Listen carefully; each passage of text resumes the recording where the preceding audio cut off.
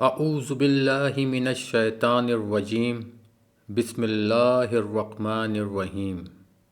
شروع کرتا ہوں اللہ کے نام سے جو بہت مہربان اور نہایت رحم کرنے والا ہے۔ پیارے دوستوں، آج میں آپ کو حضرت طالوت علیہ السلام کے لشکر پر آزمائش کا واقعہ بیان کرتا ہوں۔ امید ہے اس سے آپ کو بہت کچھ سیکھنے کو ملے گا۔ فرمانے باری تعالیٰ ہے اور ان سے ان کے نبی نے فرمایا، بے شک اللہ نے طالوت کو تمہارا بادشاہ بنا کر بھیجا ہے۔ ثعلبی کہتے ہیں وہ طالوت بن کیش بن افیل بن ساور بن تورت بن افی بن انیس بن یامین بن یعقوب بن اسحاق بن ابراہیم خلیل علیہ السلام مکرمہ اور سعدی علیہ رحمۃ اللہ فرماتے ہیں کہ طالوت پانی پلانے والے سکا تھے۔ وہب بن منبع رضی اللہ تعالی عنہ فرماتے ہیں کہ وہ رنگ ساز تھے، چمڑے کو رنگنے والے۔ اس کے علاوہ بھی کئی اقوال ہیں، واللہ عالم۔ بولے اس سے ہم پر بادشاہی کیوں کر ہو گئی اور ہم اس سے زیادہ سلطنت کے مستحق ہیں اور اسے مال میں بھی وسعت نہیں دی گئی۔ مفسرین اعظام کا کہنا ہے نبوت لاوی کے خاندان و نسل میں چلی آ رہی تھی، جبکہ بادشاہت یہودا کی نسل میں تھی، جبکہ طالوت کا تعلق بن یامین کی نسل سے تھا۔ جب بادشاہت بن یامین کے اولاد میں منتقل ہوئی تو بنی اسرائیل نے راہ فرار اختیار کر لیا اور طالوت کی امارات میں طعن و تشنیع کرتے ہوئے کہنے لگے کہ بادشاہت کے حوالے سے ہم زیادہ حقدار ہیں۔ دلیل یہ پیش کی کہ یہ فقیر ہے، مال و دولت کی گنجائش و وسعت اس کے پاس نہیں، یہ بادشاہ کیسے ہو سکتا ہے؟ فرمایا اسے اللہ نے تم پر چن لیا ہے اور اسے علم اور جسم میں کشادگی زیادہ دی۔ کہا جاتا ہے کہ اللہ تعالیٰ نے حضرت شموئیل علیہ السلام کی طرف وحی فرمائی کہ بنی اسرائیل میں سے جس کا قد اس عصا جتنا دراز ہوگا وہی بادشاہ ہوگا۔ جب وہ آپ کے پاس حاضر ہو، اس سینگ سے القدس کا تیل حاصل کر لے تو وہی ان کا بادشاہ ہے۔ بنی اسرائیل حضرت شموئیل علیہ السلام کے پاس آنے لگے اور اپنے آپ کو ماپنے لگے۔ بنی اسرائیل میں سے حضرت طالوت کے سوا عصا کی مقدار کوئی بھی دراز قد نہ تھا۔ جب وہ حضرت شموئیل علیہ السلام کے پاس حاضر ہوئے اور شرائط پر پورے اتر گئے تو حضرت شموئیل علیہ السلام نے انہیں بادشاہ مقرر فرما دیا اور قوم سے کہا، اسے اللہ نے تم پر چن لیا ہے اور اسے علم اور جسم میں کشادگی زیادہ دی ہے۔ ایک قول کے مطابق جنگی معاملات کے اعتبار سے کشادگی سے آپ کو نوازا گیا تھا۔ ایک دوسرے قول کے مطابق متعلقاً آپ کو علم میں کشادگی اور فراغی عطا کی گئی تھی۔ جہاں تک جسامت کا تعلق تھا تو اس بارے میں بھی ایک قول یہ ہے کہ درازی قد کے اعتبار سے آپ کشادہ جسم تھے، اور ایک دوسرا قول ہے کہ حسن و جمال کے حوالے سے آپ حسین تھے۔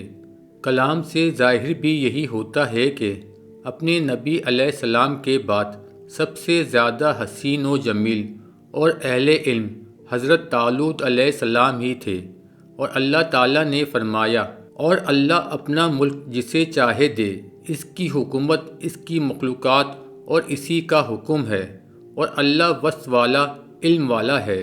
سورہ بقرہ میں اللہ تعالیٰ ارشاد فرماتے ہیں، اور ان سے ان کے نبی نے فرمایا، ان کی بادشاہی کی نشانی یہ ہے کہ آئے تمہارے پاس تابوت جس میں تمہارے رب کی طرف سے دلوں کا چین ہے، اور کچھ بچی ہوئی چیزیں معزز موسیٰ اور معزز ہارون علیہ السلام کی ترکے کی اٹھا لائیں گے۔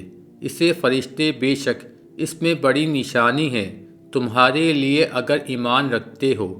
یہ بھی اس مرد صالح کی ان پر برکات و احسان کا نتیجہ تھا کہ اللہ تعالیٰ نے انہیں وہ تابوت سکینہ واپس لوٹا دیا جو ان سے چھن چکا تھا اور جن دشمنوں کے سامنے مغلوب و مقہور ہو چکے تھے، ان پر اسی مرد صالح کی سبب فتح نصرت عطا فرمائی۔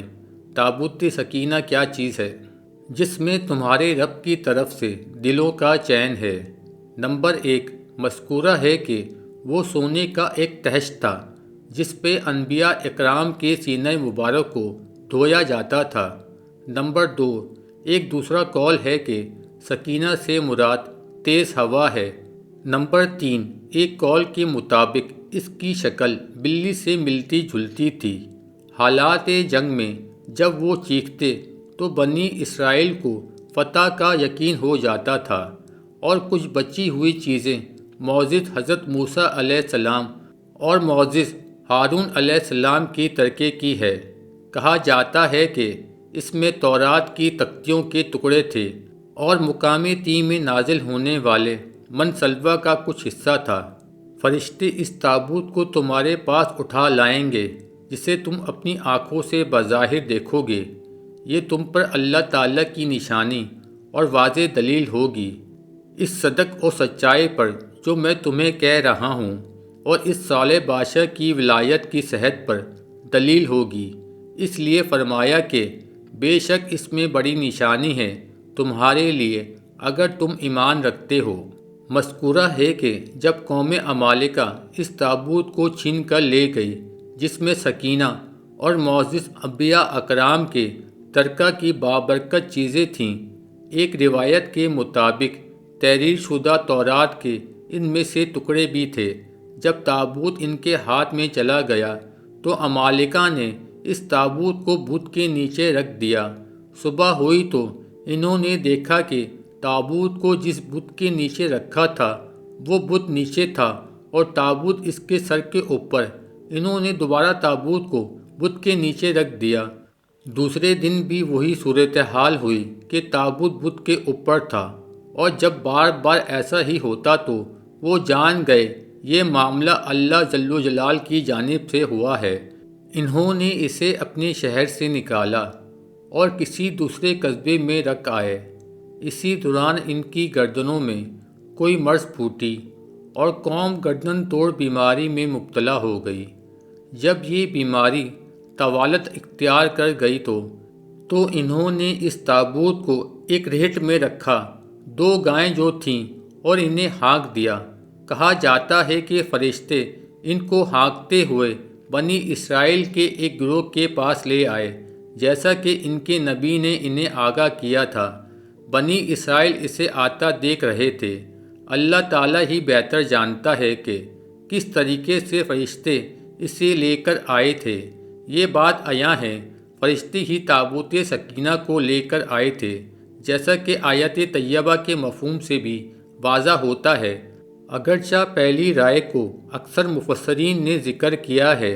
پھر جب طالوت لشکروں کو لے کر شہر سے جدا ہوا، بولا بے شک اللہ تمہیں ایک نہر سے آزمانے والا ہے، تو جو اس کا پانی پیے وہ میرا نہیں، اور جو نہ پیے وہ میرا ہے، مگر وہ جو ایک چلو اپنے ہاتھ سے لے لے۔ ابن عباس رضی اللہ تعالی عنہ اور اکثر مفسرین فرماتے ہیں کہ اس مذکورہ نہر سے مراد اردن ہے، جو شریعت کے نام سے موسوم ہے۔ طالوت اللہ تعالیٰ کے حکم سے جو انہیں ان کے نبی کے توسط سے ملا تھا، اپنے لشکر کو لے کر اس نہر کے پاس پہنچے، اور یہی ان کی آزمائش کا وقت تھا۔ حضرت طالوت علیہ السلام نے اپنے لشکر کو حکم دیا کہ جو اس نہر سے پانی پیے گا وہ میرے ساتھ اس غزوہ میں شریک نہیں ہو سکے گا، جو نہیں پیے گا وہ شریک غزوہ ہوگا۔ ہاں البتہ جس نے ایک چلو بھر پانی لیا اسے بھی شرکت کی ممانعت ہوگی۔ تو سب نے اس سے پیا مگر تھوڑوں نے اعتراض کیا۔ سعدی علیہ رحمۃ اللہ فرماتے ہیں کہ لشکر میں 80,000 افراد تھے، جن میں سے 76,000 افراد نے اس ممنوعہ نہر سے پانی پی لیا تھا، اور صرف 4,000 افراد آپ کے پاس باقی بچے تھے جو حکم کے پابند رہے۔ امام بخاری علیہ رحمۃ اللہ نے حضرت برا بن عازب رضی اللہ تعالی عنہ سے روایت کیا ہے کہ ہم اصحاب رسول صلی اللہ علیہ وآلہ وسلم آپس میں گفتگو کر رہے تھے۔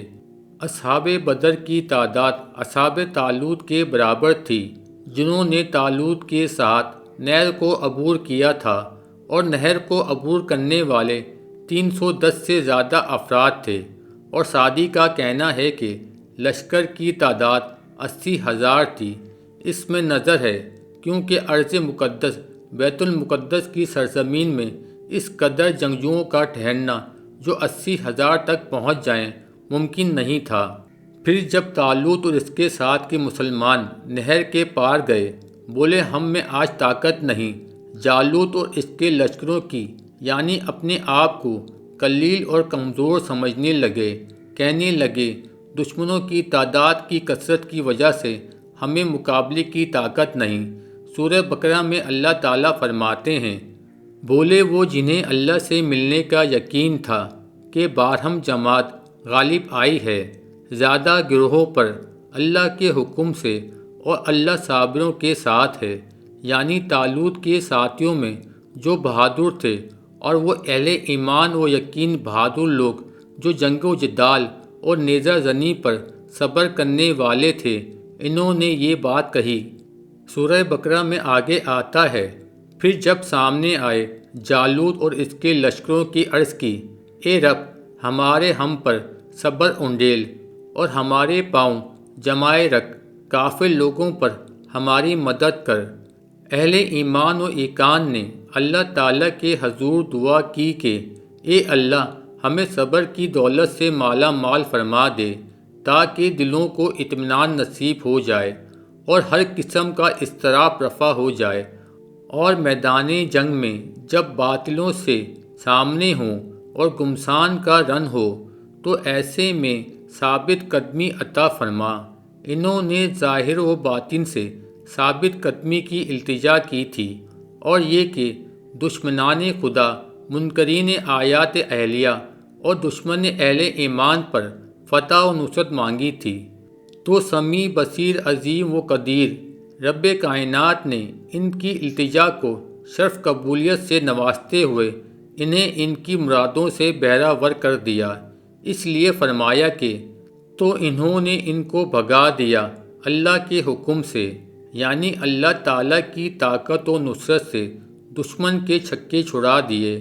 ان میں سے ان کی اپنی طاقت و قوت کا عمل دخل نہ تھا، حالانکہ ان کے مقابلے میں دشمن کی تعداد کہیں زیادہ تھی، جیسا کہ ارشاد باری تعالیٰ ہے سورہ عمران میں، اور بے شک اللہ نے بدر میں تمہاری مدد کی جب تم بالکل بے سر و سامان تھے، تو اللہ سے ڈرو کہیں تم پر شکر گزار ہو۔ سورہ بقرہ میں اللہ تعالیٰ نے فرمایا، اور قتل کیا داؤد علیہ السلام نے جالوت کو، اور اللہ نے اسے سلطنت و حکمت عطا فرمائی اور اسے جو چاہا سکھایا۔ آیت مذکورہ حضرت داؤد علیہ السلام کی شجاعت اور بہادری کی شہادت فراہم کر رہی ہے۔ انہوں نے جالوت کو قتل کر کے اس کے لشکر کے غبارے سے ہوا نکال دی اور اس سے ذلت امیز شکست سے دوچار کر دیا۔ اس سے بڑا غزوہ اور کوئی نہ ہوگا جس میں دشمنوں کا بادشاہ واصل جہنم ہوا، بے شمار مال و غنیمت کے طور پر ملا۔ دشمنوں کے لشکر کی شجاع و بہادر سپہ سالار اور جنگ آزمودہ قیدی قید کر لیے گئے، کلمہ ایمان بتلان پر غالب آیا، اور اللہ تعالیٰ کے بندوں کے دشمنوں پر سرفرازی نصیب ہوئی، دین حق باطلوں اور ان کے مددگاروں پر غالب آیا۔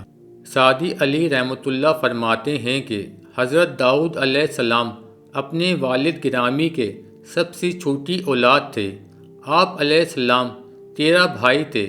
بنی اسرائیل کے بادشاہ طالوت ایک دن بنی اسرائیل کو جالوت کے قتل اور اس کے لشکر پر حملہ وار ہونے کے لیے بڑا نخیتہ کر رہے تھے، اور فرما رہے تھے کہ جو جالوت کو قتل کرے گا اسے میں اپنی سلطنت میں شریک بھی کر لوں گا اور اپنی صاحبزادی بھی اس کے عقد میں دے دوں گا۔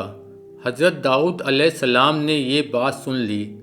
حضرت داؤد علیہ السلام گوپن غلیل کے ساتھ پتھر پھینکنے میں بڑے ماہر تھے۔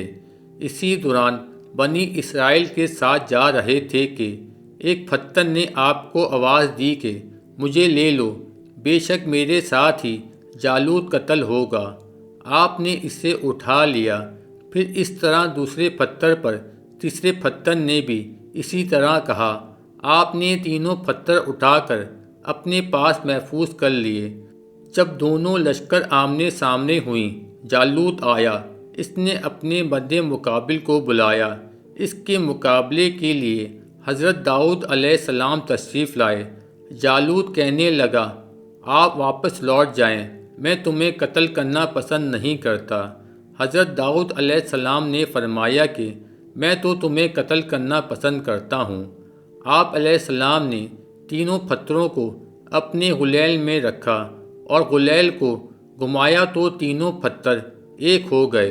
جب اسے جالوت کی طرف پھینکا تو پتھر نے جالوت کی کھوپڑی پھوڑ دی اور اس کا لشکر گھبرا کر بھاگ کھڑا ہوا۔ حضرت طالوت علیہ السلام نے اپنے وعدے کو پورا کرتے ہوئے اپنی صاحبزادی کی شادی حضرت داؤد علیہ السلام سے کر دی اور اپنی سلطنت میں ان کے حکم کا اجرا فرما دیا۔ بنی اسرائیل میں حضرت داؤد علیہ السلام کی شان و عظمت کے ڈنکے بجنے لگے۔ بنی اسرائیل ان سے محبت کرنے لگے اور طالوت بھی زیادہ ان کی طرف مائل ہو گئے۔ اہل کتاب کہتے ہیں کہ طالوت حضرت داؤد علیہ السلام سے حسد کرنے لگے اور قتل کرنے کے لیے حلیے بہانے تراشنے لگے، لیکن اپنے عزم میں کامیابی نہ مل سکی۔ علماء نے داؤد علیہ السلام کے قتل کی سازش سے طالوت کو روکنے کی کوشش کی تو طالوت نے اکثر اہل علم کو موت کے گھاٹ اتار دیا۔ پھر حضرت طالوت علیہ السلام کو توبہ کی توفیق نصیب ہو گئی۔ وہ اپنے کیے پر ندام اور شرمسار ہوئے، کثرت سے گریہ زاری کی، صحرا کی طرف نکل جاتے اور اتنی کثرت سے گریہ کنا ہوتے کہ ہموار زمین آنسوؤں سے تر ہو جاتی۔ ایک دن صحرا میں طالوت علیہ السلام نے یہ آواز سنی کہ اے طالوت، تو نے تو ہمیں قتل کر دیا تھا، حالانکہ ہم زندہ ہیں۔ تو نے ہمیں اذیتوں سے دوچار کیا، تب ہم مردہ تھے۔ یہ سن کر طالوت علیہ السلام کی آہو پکا اور اس کے خوف میں اور اضافہ ہو گیا۔ مصیبت نے شدت اختیار کر لی۔ پھر طالوت علیہ السلام کسی عالم کے بارے میں دریافت کرنے لگا کہ اس سے اس پر پریشانی کے حل کی درخواست کرے اور اس سے وضاحت چاہے کہ کیا اس کے لیے توبہ کی کوئی صورت ہے۔ اس سے کہا گیا کہ کیا تو نے کوئی عالم زندہ بھی چھوڑا ہے؟ یہاں تک کہ ایک عابدہ زاہدہ خاتون تک اس کی رہنمائی کی گئی۔ وہ خاتون اسے حضرت یوشع علیہ السلام کی قبر تک لے گئی۔ لوگوں نے کہا، اے خاتون، تو اللہ تعالیٰ سے دعا مانگ۔ اس نے دعا کی تو حضرت یوشع علیہ السلام اپنی قبر سے نکل کر کھڑے ہو گئے۔ پوچھنے لگے کہ قیامت قائم ہو گئی ہے؟ اس نے کہا نہیں، بلکہ یہ طالوت علیہ السلام آپ سے دریافت کرنا چاہتے ہیں کہ کیا ان کی توبہ کی قبولیت کی کوئی صورت ہے؟ حضرت یوشع علیہ السلام نے فرمایا، ہاں، یہ بادشاہی کو ترک کر کے اللہ کی راہ میں جہاد کے لیے نکل جائے اور جہاد کرتے کرتے شہید ہو جائے۔ حضرت یوشع علیہ السلام اتنی بات کہہ کر واپس قبر میں تشریف لے گئے۔ طالوت علیہ السلام نے سلطنت حضرت داؤد علیہ السلام کے سپرد کی اور جہاد کے لیے نکل گئے۔ آپ کے ساتھ آپ کے 13 بیٹے بھی تھے۔ یہ راہ خدا میں لڑتے لڑتے شہید ہو گئے۔ محمد بن اسحاق علیہ رحمۃ اللہ فرماتے ہیں کہ وہ نبی جو مبعوث ہوئے جنہوں نے طالوت علیہ السلام کو اس کی توبہ کی خبر دی تھی، وہ یسی بن اخلوط علیہ السلام تھے۔ ابن جریر نے بھی یہی حکایت کی ہے۔ سلبی علیہ رحمۃ اللہ فرماتے ہیں کہ وہ خاتون طالوت علیہ السلام کو اشموئیل علیہ السلام کی قبر پر لے آئی۔ انہوں نے طالوت علیہ السلام کی ان اموار پر سرزنش کی جو ان کے بعد طالوت علیہ السلام نے اپنائے تھے، اور یہی زیادہ بہتر قول ہے۔ ممکن ہے حضرت طالوت علیہ السلام نے انہیں خواب میں دیکھا ہو، قبر سے زندہ نہ اٹھے ہوں، کیونکہ یہ موضوع تو نبی سے رہنما ہوتا ہے۔ یہ مذکورہ تو عورت نبیہ نہ تھی، واللہ عالم۔ اہل تورات کا گمان ہے کہ حضرت طالوت علیہ السلام کی بادشاہی کی مدت ان کی اولاد کے ساتھ شہید ہونے والے 40 سال کی ہے، واللہ عالم۔